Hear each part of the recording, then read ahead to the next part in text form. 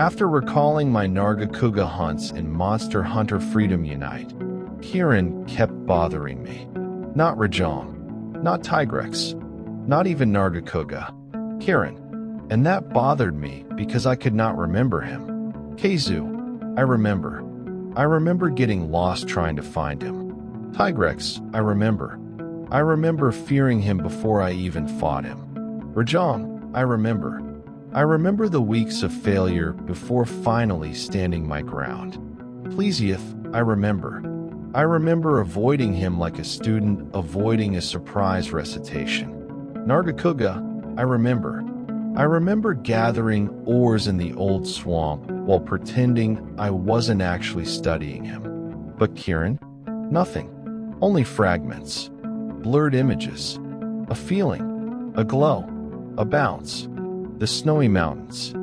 I remember my weapon bouncing. I remember his neck lighting up. I remember his already hard body becoming even harder when that light appeared.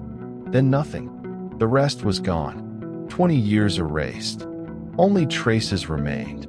Maybe it is because furious Rajong humiliated him in Iceborne. Maybe modern Monster Hunter buried the memory. Maybe Kirin simply refused to leave quietly. Whatever the reason, he kept appearing. Not clearly, not completely, like a dream you almost remember, like a song whose melody you know but whose lyrics have disappeared. Kirin is strange that way.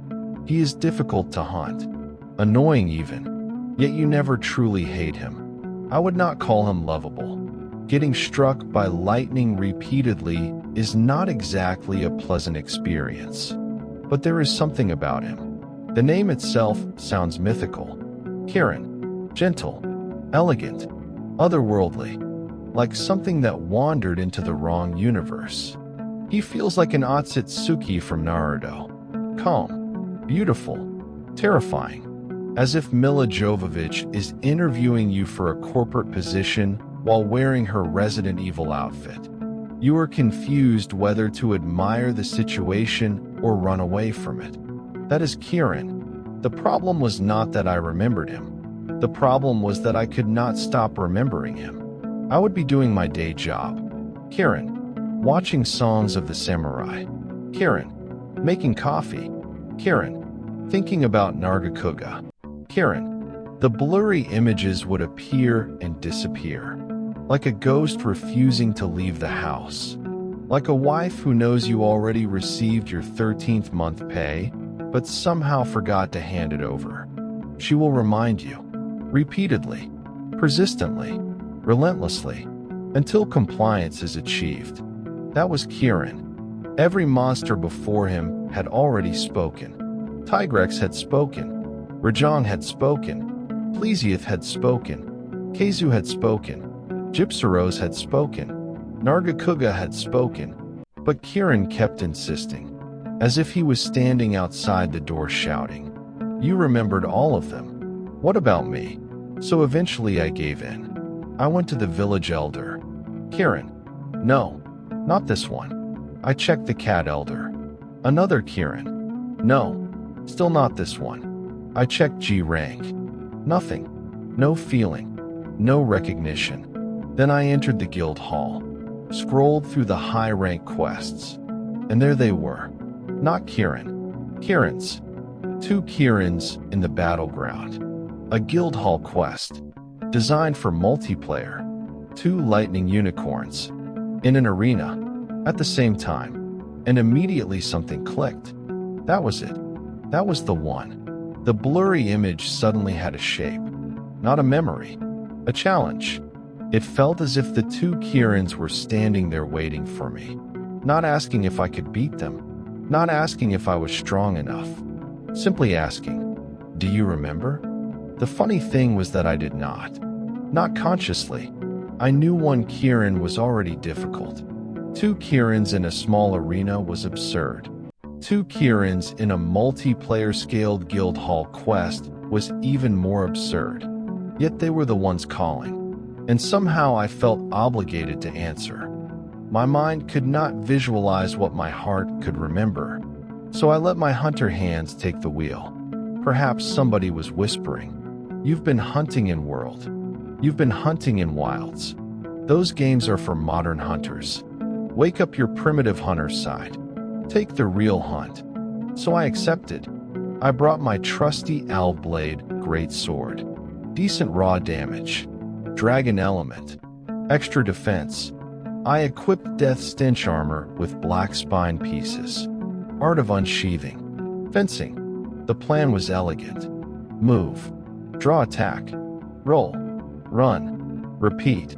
A veteran strategy. Simple. Efficient. Controlled. At least in theory. Reality had other plans. I was damaging them. They were damaging me. When I drank a potion, one Kirin hit me. When I drank another potion, the second Kirin hit me. Then I had to drink another potion. The hunt became less. Hit and run. And more. Heal and run. Then run again. Then heal again. The two Kirins were not fighting me. They were auditing my healthcare expenses. Fighting two Kirins in the battleground feels like Dormammu realizing Doctor Strange trapped him inside the time loop. No matter what you do, the suffering continues. Or Might Guy fighting Six Paths Madara. By the way, after more than 10 years, I have come to the conclusion that Might Guy performed better than the 5 Kage combined. The man almost deleted the final boss by himself. Respect where respect is due. Or perhaps the most accurate analogy. Arguing with your wife. You cannot win. The objective changes every 5 minutes. And somehow lightning is involved. I tried again. Smoldering dragon sword. No. Claw of doom. No. 3 pieces death stench. 2 pieces silver rat halos. Fencing. Focus. Still no. Iron repellent. High raw damage. 3 slots. I like slots. I always like slots. Slots let me become the hunter I want to be. Still no. I even used divine protection, which taught me something important. Divine protection and freedom unite, and my preferred steak have something in common. I like my steak rare. And divine protection activates rarely. The skill is not called divine protection. It is called divine suggestion. Sometimes. Maybe. If it feels like it. I switched it to paralysis halved. Still not enough. At some point I started wondering, is this really how I hunted 20 years ago? Because if it was, the two Kirins were probably laughing at me. Then something unexpected happened. I looked across the dinner table and saw my girlfriend's father. Nothing dramatic happened. No lightning. No revelation. No anime soundtrack. Just a simple thought. Why am I forcing fencing? I rarely used this skill before. Why am I trying so hard to become a hunter I was never meant to be? And suddenly I remembered something. Not the hunt. Not the strategy. Not the quest. The hunter. Let the hammer attack. Let the armor defend. That was always me. So I put away the great sword. Picked up iron repellent. Equipped Keizu armor. 20 thunder resistance. Paralysis negate. Thunder resistance +5. Nothing fancy. Nothing revolutionary. Just practical. Just familiar. Just me. The hammer changed everything. Because the hammer could move while charging, I never stopped moving. If I wasn't sprinting, I was circling. If I wasn't circling, I was charging. If I wasn't charging, I was releasing. Then charging again. The hunt became rhythm. Movement. Positioning. Control. I kept both Kirins in line. I let their attacks interfere with each other. I stopped trying to overpower the chaos. I started managing it. And because my armor solved thunder and paralysis, I stopped fearing mistakes. That confidence changed everything. I was no longer reacting. I was directing. The battlefield belonged to me. Not because I was stronger, because I was comfortable. The more the hunt continued, the more something strange happened. The details I had forgotten never returned. I still could not remember my first Kirin hunt. I still could not remember my original armor. I still could not remember my original weapon, yet somehow none of it mattered anymore. Because I realized the thing Kirin wanted me to remember was never the hunt. It was the hunter. After 20 years. After World. After Iceborne. After Wilds. After countless builds.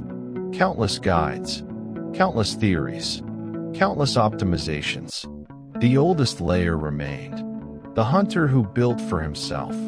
The hunter who valued continuity over damage. The hunter who trusted movement. The hunter who adapted.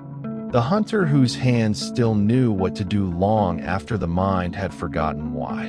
And when the second Kirin finally fell, I stopped, looked at them, and for a brief moment I could almost see it. The two Kirins smiling, nodding at each other, whispering softly. Now he remembered. Not the quest, not the strategy, not the monster. Something older, something deeper, something primal. And after 20 years, I finally understood why Kirin refused to leave me alone. He wasn't calling me back to the snowy mountains. He was calling me back to myself.